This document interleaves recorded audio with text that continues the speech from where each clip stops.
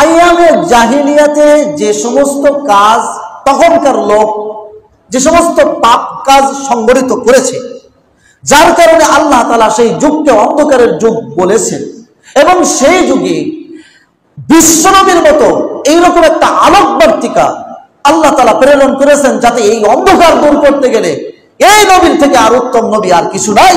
এই জন্য আল্লাহ তাআলা এই নবীকে প্রেরণ করেছেন।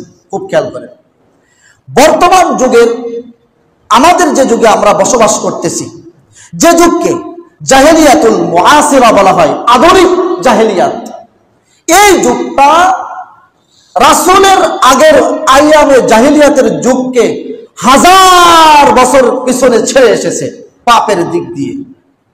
বুঝেন নাই মনে হয়? মানে এই যুগটা আর সেই যুগটা, ওই যুগের মানুষ যদি এই যুগের মুসলমানদেরকেও দেখত, তারা মনে হয় নিজেরা আত্মহত্যা করত। যে এরা কি মুসলমান? এরা কি মুসলমান? তারা কিন্তু মুশরিক ছিল। কিন্তু এই যুগে মুসলমানরা যে সমস্ত গুনাহ, যে সমস্ত পাপ কর্ম সংগঠিত করেছে, অলরেডি করে ফেলেছে, তারা তা কখনো কল্পনাও আনতে পারে নাই। সেই সমস্ত যুগের, যেটাকে আল্লাহ তাআলা জাহেলিয়াত বলতেছে, সেই যুগের মানুষগুলো কল্পনাতেও আনতে পারে নাই যে এই রকম পাপ হতে পারে। প্রিয় বন্ধুগণ, যে জামানার মানুষরা ধর্মের ব্যাপারে তারা ছিল মুশরিক, শিরিক করত, কিন্তু সবাই তারা আল্লাহকে মানত। পৃথিবীতে এমন কোন লোক ছিল না সেই জামানায় যে আল্লাহকে প্রভু হিসেবে, সৃষ্টিকর্তা হিসেবে, রিজিক দাতা হিসেবে মানত না, এমন কোন লোক ছিল না। কোরআনে কারীম বলছে, ওয়ালা ইন সাআলতাহুম মান খালাকাস সামাওয়াতি ওয়াল আরদা লা ইয়াকুলুন্নাল্লাহ।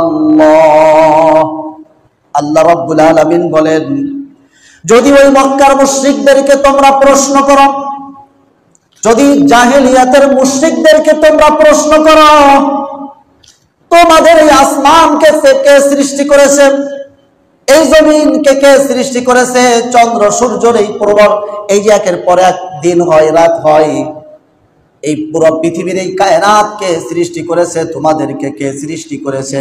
তারা অকপটে উত্তর দিবে, লা ইয়াকুলুন্নাল্লাহ, এ সব কিছু আল্লাহ সৃষ্টি করেছেন।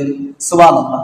তার মানে আমরা বুঝলাম এই আয়াতে ওই জামানায় নাস্তিক কম ছিল, নাস্তিক ছিল না। বুঝতে পারেন না কথা? মনে হয় জামানায় নাস্তিক কম ছিল, তারা আল্লাহকে মানত, কিন্তু তারা একটা জিনিস বিশ্বাস করত, তারা বলতো যে এই বিশাল আসমান, বিশাল জমিন, এই আসমান জমিনে পৃথিবীতে অনেক মাখলুকাত বাস করেন, আল্লাহর একার পক্ষে এইগুলোকে লালন পালন করা সম্ভব না, একার পক্ষে আল্লাহকে বৃষ্টি দেওয়া, একার পক্ষে আল্লাহর প্রত্যেকের কাছে রিজিক পৌঁছে দেওয়া সম্ভব না। এই জন্য আল্লাহর সাথে লাত, মানাত, উজ্জা নামে তাদের নিজস্ব কিছু মূর্তি ছিল, এইগুলোকে তারা আল্লাহর প্রতিনিধি হিসেবে বিশ্বাস করে মুশরিক হয়ে গিয়েছিল। বুঝলেন না? তারা আল্লাহকে মানত, কিন্তু আল্লাহ এত কিছুকে, একটা বাদশার সাথে তারা আল্লাহকে তুলনা করত। রোম পারস্যের বাদশা এত বড় ক্ষমতাধর বাদশা, কিন্তু আমরা রোম পারস্যের কিসরা বা কাইসারকে দেখি যে তারা একা কিছু করতে পারে না, তাদের প্রতিনিধি লাগে, মন্ত্রীবর্গ লাগে, তাদের আমলা কামলারা লাগে। তারা তো ঠিক আছে, আল্লাহর জায়গায় ঠিক আছে, কিন্তু আল্লাহর ক্ষমতা এত ব্যাপক না যে আল্লাহ নিজে এত কিছু ক্ষমতার অধিকারী, এরকম সব কিছু করতে পারে। তারা ভাবতো যে আল্লাহর প্রতিনিধি হিসেবে আল্লাহর সাথে শরীক সৃষ্টি করত। বুঝতে পারেন নাই? এই বিশাল আসমান আল্লাহ একা বানান নাই, আল্লাহর সাথে কেউ ছিল না, এত বড় আসমান আল্লাহ একা বানাবেন কিভাবে? এর কারণে তারা মুশরিক, আল্লাহকে স্বীকার করত। কিন্তু বর্তমান যুগে ধর্মের ব্যাপারে আল্লাহ নাই, লোক কি কম না বেশি? বুঝলেন না? এরা কি মুসলমানের ঘরে জন্ম নাকি অন্যের ঘরে? এরা ডাইরেক্ট বলতেছে আল্লাহ বলতে কিছু নাই, সব ন্যাচারালি প্রাকৃতিক ভাবে সবকিছু তৈরি, আল্লাহ বলতে কিছু নাই। বলেন তো ধর্মের ব্যাপারে জাহেলিয়াতের যুগের মানুষ যেমন ছিল, আমাদের এই যুগের মানুষ কি তার থেকে পিছে না আর কে বাড়ায় গেছে? বুঝে নাই রে, কত বাড়ে গেছে। তারা তো আল্লাহকে মানতো, এখন আর আল্লাহকে মানে না। বিষয়টা কি দেখেন, তারা এই পরে মুসলমান যারা জাহেলিয়াতের যুগের মুসলমান, তারা সব কিছু আল্লাহর পক্ষ থেকে এসেছে, যেটা আমি কিছুদিন আগেও বর্ণনা করেছি। আর এ যুগের মুসলমানদের অবস্থা, মসজিদের ভিতরে থাকবে, নামাজ রোজা হজ যাকাত, আর শরীয়ত আইন আমি দলীয়ভাবে বিশ্বাস করি না। বোঝেন নাই মানে মুসলমানরা হাসবো না এই কথা শুনলে? আগের জামানার মুসলমান বা সাহাবা ইকরাম এটা শুনলে হাসবো যে এরা মুসলমান। সুবহানাল্লাহ। যে নামাজ বিশ্বাস করে, রোজা বিশ্বাস করে, কিন্তু শরীয়ত আইন বিশ্বাস করে না, আল্লাহর আইন বিশ্বাস করে না। কি বড় মারাত্মক ব্যাপার, খুব খেয়াল করেন। আমি আজকে এই আলোচনাটা আপনাদের সামনে রাখতে চাইছি যে বর্তমান যুগে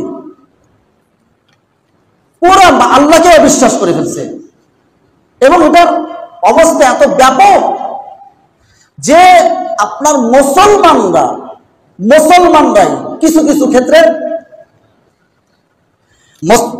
মুসলমানরা মসজিদে আসেন, আবার এই মুসলমান একই মুসলমান সামান্য ভোট পাওয়ার জন্য মন্দিরে যে আবার সেই মূর্তির সামনে প্রণাম করে, এমন মুসলমান আমাদের যুগে আছে না নাই?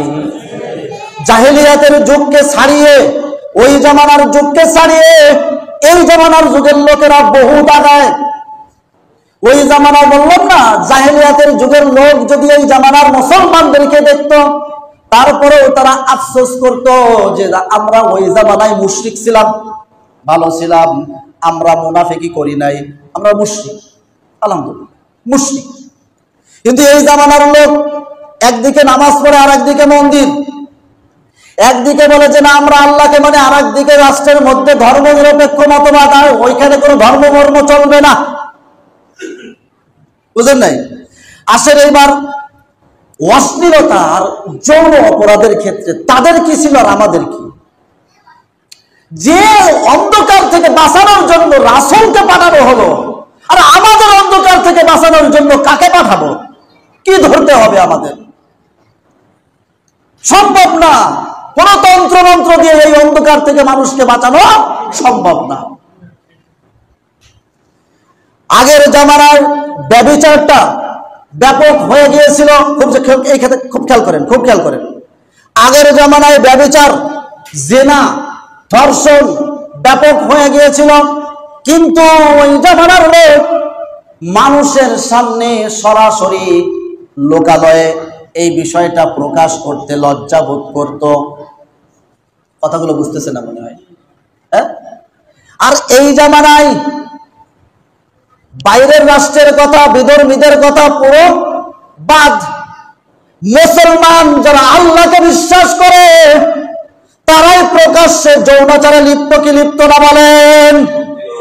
এবং আমাদের মেয়েরা সংবাদ সম্মেলন করে বলতেছে অমুকের সাথে আমার এই সমস্যা, আমার কোলে বাচ্চা, আমার পেটে বাচ্চা, আমি এরকম কাজ করেছি। বলেন তো, ওই জামানার লোকের কাছে কিন্তু ওহী ছিল না,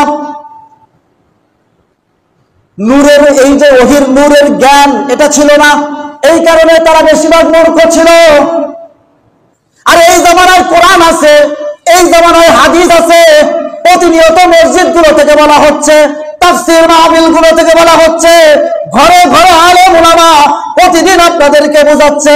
তারপরেও নারীদের অবস্থা কি, যৌনতার অবস্থা কি?